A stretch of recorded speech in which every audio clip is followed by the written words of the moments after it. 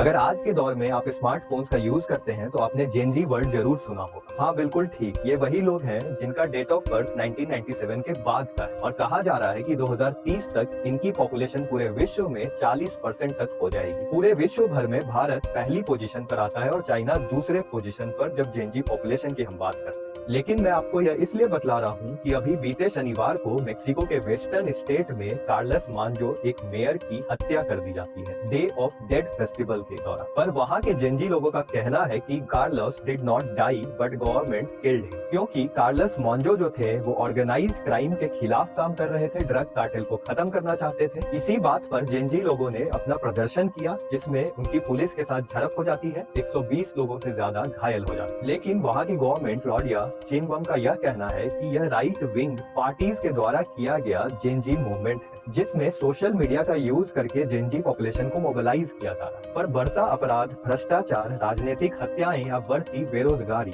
ये सभी चीजें सिर्फ मेक्सिको में नहीं, बीते दिनों में हमने देखा है कि अलग अलग जगह पर जेनजी प्रोटेस्ट हुए हैं। चाहे वो 2024 का बांग्लादेश का छात्र आंदोलन हो जिसमें यह बात रखी जा रही थी कि गवर्नमेंट कोटा के कारण आम नागरिकों को पब्लिक जॉब्स नहीं मिल रही, फिर यह आंदोलन हिंसक होता है और शेख हसीना को बांग्लादेश छोड़कर भागना पड़ता है। अभी हाल में ही शेख हसीना को कोर्ट ने सजाए मौत का निर्णय भी सुनाया। वहीं पर नेपाल में 2025 में आपने देखा होगा कि बैन ऑन सोशल मीडिया से शुरू हुआ जेनजी मूवमेंट कितना हिंसक हो गया। संसद भवन तक जल उठा, 48 घंटे में वहां के प्रधानमंत्री और राष्ट्रपति को नेपाल छोड़कर भागना पड़ा। भारत के पड़ोस और पूरे दुनिया भर में जेनजी आंदोलन रफ्तार पकड़े हुए। सोचने की बात यह है कि इसका भारत पर व्यापक असर क्या पड़ेगा। भारत के गृह मंत्री का कहना है कि India is not Nepal, roots of democracy are very strong and deep in India. लेकिन इस बात को मना नहीं कर सकते कि वर्ल्ड प्रेस फ्रीडम इंडेक्स में भारत का स्थान 140वां था। लेकिन ऐसा भी नहीं है कि भारत में आंदोलन बीते वक्त में नहीं हुए। भारत में अन्ना हजारे मूवमेंट हुआ, उसके बाद दिल्ली गैंग रेप केस के खिलाफ आंदोलन हुआ, फिर हमें देखने को मिला फार्म लॉज हुआ, सीएए हुआ और जल्लीकट्टू जैसे रीजनल आंदोलन भी देखने को मिला है। पर मैं आपको बताता हूँ कि भारत के जेनजी और पूरे विश्व भर के जेनजी में फर्क क्या है। Gen Z of India are strongly aligned with regional, linguistic and caste identity.